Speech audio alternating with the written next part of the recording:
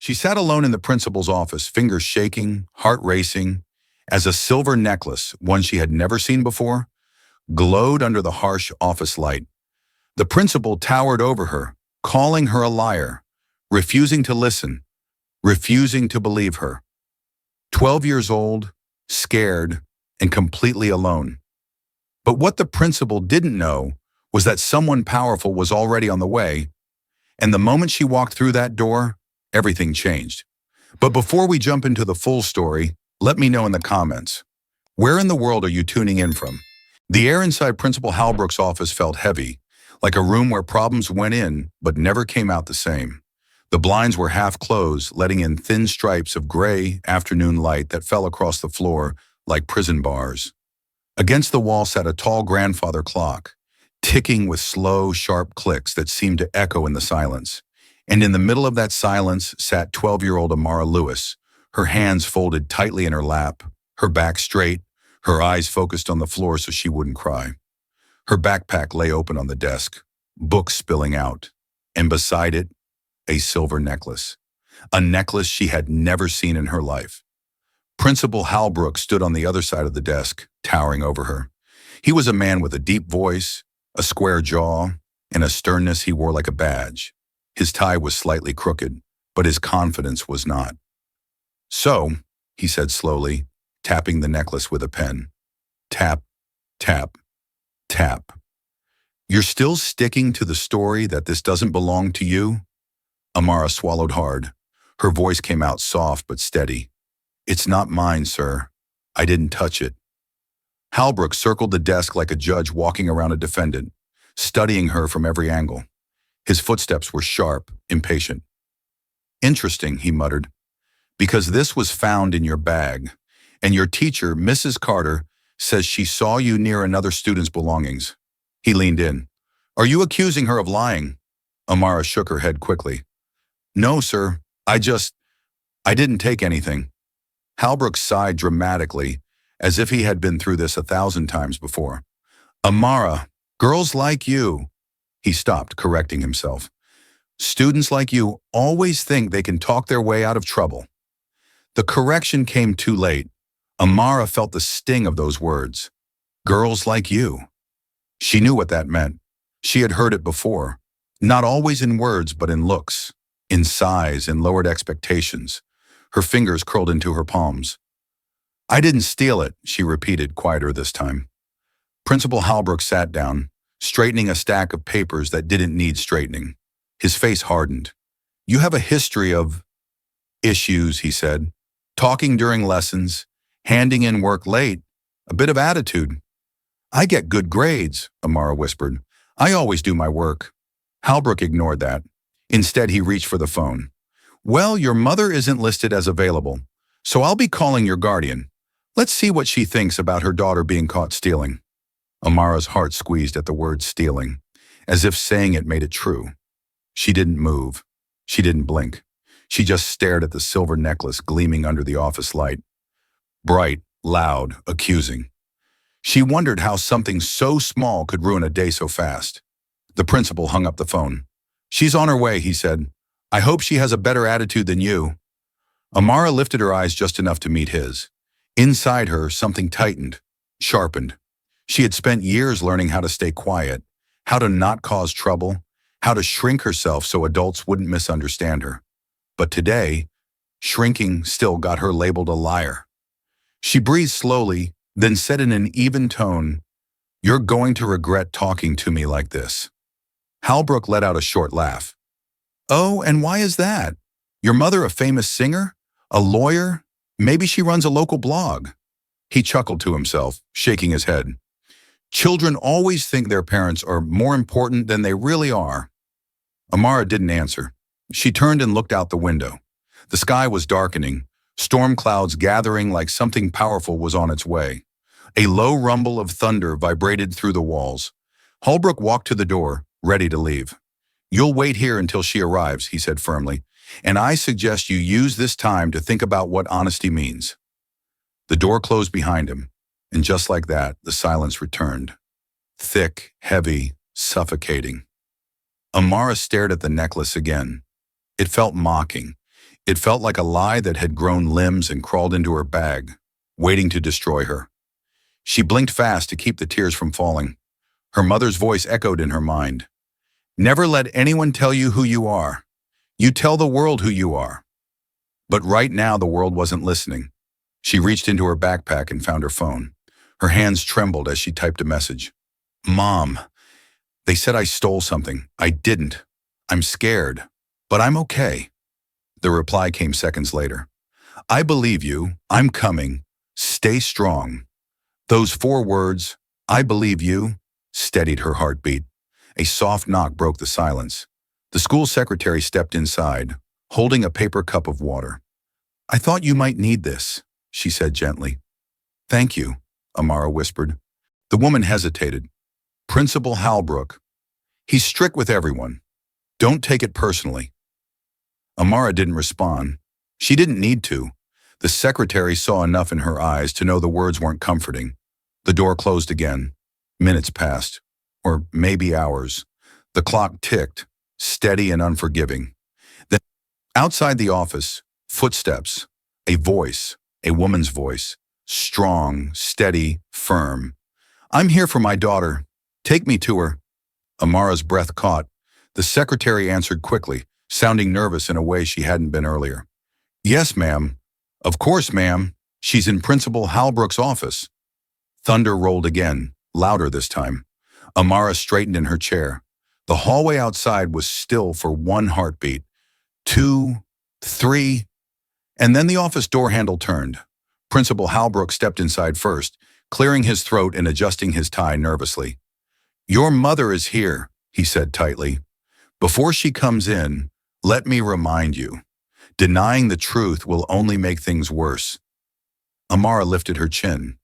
For the first time that day, she didn't feel alone, because the footsteps approaching behind him did not belong to someone ordinary. They belonged to someone powerful, someone he never expected, someone who was about to rewrite everything that happened in that room. The office door opened with a soft click. Nothing dramatic, nothing loud, but somehow the entire room shifted. Even the grandfather clock behind Amara seemed to pause between ticks. Principal Halbrook straightened his back so quickly it looked painful. He forced a smile, one that trembled at the edges. And then she walked in. Dr. Naomi Lewis, tall, composed, dressed in a charcoal gray suit that carried authority without effort. Her black hair was pulled into a tight bun, not a strand out of place. In her left hand, she held her coat. In her right hand, her judicial badge, federal court judge, United States Department of Justice, a badge of power and of truth. But she didn't hold it up. She didn't need to. Her presence carried more weight than any title. Her eyes landed first on her daughter. Amara, just her name, soft, steady, enough to melt every fear in the girl's chest. Amara stood, the tension in her shoulders finally loosening. Her mother touched her cheek gently, then turned, slowly, to face Principal Halbrook. The shift in her expression was subtle. Calm became steel. Are you the one who accused my daughter of theft? She asked. Halbrook swallowed, hard. We followed protocol.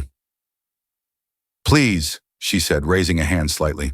Let's not waste time with rehearsed lines. Show me the evidence. Her voice was not loud. It didn't need to be. It was the kind of voice that made people listen without question. Halbrook took a step back, bumping into his own desk. Mrs. Lewis. Judge Lewis, she corrected politely, her eyes never blinking. That single correction shook him more than shouting ever could. He cleared his throat. Of course, Judge Lewis. You must understand, we found a silver necklace inside Amara's backpack, and Mrs. Carter stated she saw your daughter near the belongings of the student who lost it. And did you verify either claim? She asked. I determined it was enough to call her in. Determined, she repeated. Based on what investigation? Halbrook forced a smile that quickly cracked.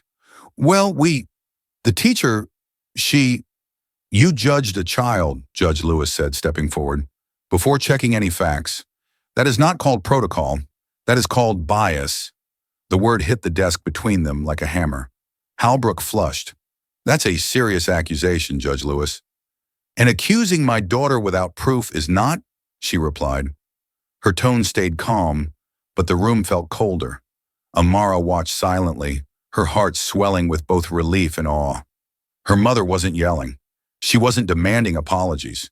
She was simply standing there, precise, unshaken, immovable. And somehow that was more frightening to the principal than any anger. Judge Lewis turned slightly toward the secretary, hovering in the doorway. "Are your security cameras functional?" The secretary nodded quickly. Yes, ma'am." "Then let's review them," Judge Lewis said. "Now." Halbrook opened his mouth to protest, but the look she gave him froze him mid-breath. The three of them walked down the hallway. Judge Lewis tall and composed, Amara close beside her, Halbrook trailing like a shadow trying not to disappear. Teachers passing in the hallway straightened automatically, sensing authority even without knowing her identity. They reached the small technology room. A young IT technician sat hunched at his desk, and his eyes widened slightly when Judge Lewis introduced herself. "Please pull up the camera footage from the lunchroom today between 12:15 and 12:45 p.m., she said. "Yes, ma'am," he replied instantly. Halbrook hovered near the wall, wiping invisible dust from his tie. The technician clicked through files. A video appeared. The lunchroom. Kids talking, laughing, moving around like birds in a noisy flock. "There," the technician said, pointing. "That's Amara." She sat with friends, smiling quietly, eating her sandwich. Nothing unusual. Amara watched herself on the screen, small and innocent, unaware of the storm waiting for her. Then the moment came. A girl walked in and placed her bag on a bench, the same girl who reported her necklace missing. Judge Lewis leaned in as the technician zoomed out. "Now," she said, "show us Amara's movements." The technician rewound the footage. Play, pause, zoom. Amara stood, walked to the trash can, and returned. She never even stepped within several feet of the other girl's bag. Never touched it, never looked at it, never went near it. The technician pressed pause. "Sir," he said carefully to the principal, "she didn't go anywhere near the bag, at all." Silence. A heavy, sinking silence. Judge Lewis turned slowly, so slowly Halbrook flinched before she even spoke. "So, Principal Halbrook," she said calmly, "tell me again. What proof did you have when you called my daughter a thief?" I was told by a teacher." "Then let me ask another question." Her voice stayed steady, but each word felt sharper. "Did you check this footage before accusing her?" Halbrook's jaw worked, but no sounds came. Finally, he exhaled, almost a whisper. "No, not yet." Judge Lewis nodded once, a gesture colder than anger. "You decided she was guilty," she said, "because it was easier than finding the truth." He tried to speak, but she raised a hand again. Gentle, firm, final. "I am filing a formal complaint with the school board, and I will be requesting a full review of your conduct today and any similar incidents with other students." Halbrook's face went white. "That won't be necessary. It already is," she said. She turned to Amara. "Let's go, sweetheart." Amara nodded, gripping her mother's hand. As they walked out of the IT room, Principal Halbrook didn't move. He just stood there, frozen in his own office of authority, finally realizing its walls were thinner than he thought. When they stepped outside into the hallway, the storm that had been threatening earlier finally broke.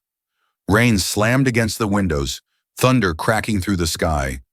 But for Amara, it felt like the first breath she had taken in hours, because justice, real justice, had walked through that door for her, and the echo of it still hummed in the air. The next morning, the school building looked the same on the outside. Same red bricks, same tall windows. But inside, something felt different. There was a strange quietness, like everyone was walking on glass. Whispers floated through the hallway like leaves in a soft wind. Because everyone had heard what happened. Not from gossip, not from rumors, but from the truth. A teacher had anonymously delivered a copy of the security footage to the school board late the night before, and by sunrise, the board was already demanding answers. And Principal Halbrook, the man who once strode through the halls with chest high and voice loud, now stepped cautiously behind half-closed blinds in his office, checking his email every few seconds as if the next one might save him. But salvation was not coming. Amara walked into school holding her backpack with a steady grip. She felt nervous, the kind of nervous that comes when everyone suddenly knows your name, your story, your pain. Eyes followed her, but not with suspicion this time. More like regret and respect. Her shoes clicked quietly on the tiles as she moved down the hallway. Then she saw them. Members of the school board, 4 of them, dressed professionally, carrying folders, tablets, and very serious faces. They weren't here for a tour. They weren't here for a meeting. They were here for answers. One of them, a tall woman with gray streaks in her hair, stopped Amara gently. "Would you be willing to speak with us today?" she asked softly. Amara hesitated, fingers tightening around her backpack straps. "Will it matter?" she asked. The woman nodded. "It will matter more than you know." In a small conference room near the library, Amara sat at a round table with the school board. A counselor stayed beside her, but she didn't need support. Not anymore. Not after what she survived. She told them everything. How the necklace appeared in her bag. How she was questioned without kindness. How Principal Halbrook refused to listen. How he dismissed her words before she even spoke them. How he used phrases like, "students like you," and how deeply it cut. She didn't cry. She didn't shake. Her voice was calm, steady, like her mother's. When she finished, the gray-haired board member placed a hand on hers. "Thank you, Amara," she said. "You showed more strength than many adults manage." By early afternoon, Principal Halbrook was called into a closed meeting. Teachers peered from their classroom windows as he walked stiffly down the hall, clutching his briefcase like it was life support. Minutes later, word spread. Principal Halbrook was placed on administrative leave, pending further investigation, full evaluation of his disciplinary history, possible termination. The man who once raised his voice at children now couldn't raise his head. That evening, Amara sat on the couch with her mother, Dr. Naomi Lewis. The rainstorm from the day before had cleared, leaving the world outside washed and glowing. Amara leaned against her mother's shoulder. "Everything happened so fast," she whispered. Her mother stroked her hair gently. "Sometimes justice moves slowly," she said, "but sometimes when the truth is clear, it moves like lightning." Amara thought of the thunder from yesterday. "It still hurts," she admitted. Not what he said, but how quickly everyone believed him. Judge Lewis sighed softly. "Bias works fast," she said. "Faster than facts. Faster than fairness." She turned to Amara, holding her chin gently so their eyes met. "But you didn't let that break you. You stood tall even when no one listened." Amara blinked, her throat tight. "I only stood tall because you came." "No," her mother said firmly. "I came because you stood tall." That truth settled into Amara's heart like a warm light. By the next day, the incident was more than school gossip. Local news stations picked it up. Federal judge confronts school over false accusation. Security footage clears student. Principal under review. Teachers spoke quietly, exchanging looks. Students posted supportive messages online. Amara wasn't used to this kind of attention, but she didn't shrink from it either. Something inside her had changed. Not broken, changed. Like metal put through fire and coming out stronger. 1 week later, the school held a small assembly. Nothing fancy, just folding chairs and a portable microphone. But the mood was serious, hopeful, expectant. The vice principal stepped up to the stage. "Today," she said, "we want to recognize a student who taught us all something important about truth, about courage, about dignity." Amara felt her heart pound. "Amara Lewis," the vice principal called, "would you please come to the stage?" Students began to clap. Not polite claps, but real, warm, rising applause that filled the room like a wave. Amara walked slowly toward the stage, her steps steady, her back straight, her head high. The vice principal handed her a small wooden plaque. "For integrity and courage in the face of unfairness." Amara stared at it, stunned. It wasn't fancy.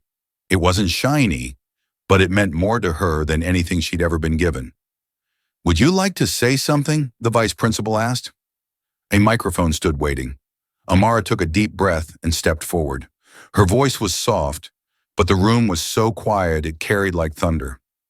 "I didn't want any of this," she said. "I just wanted to be heard." She looked around at the sea of faces, some guilty, some inspired, some unsure, all listening. "I hope no one else ever feels scared to tell the truth.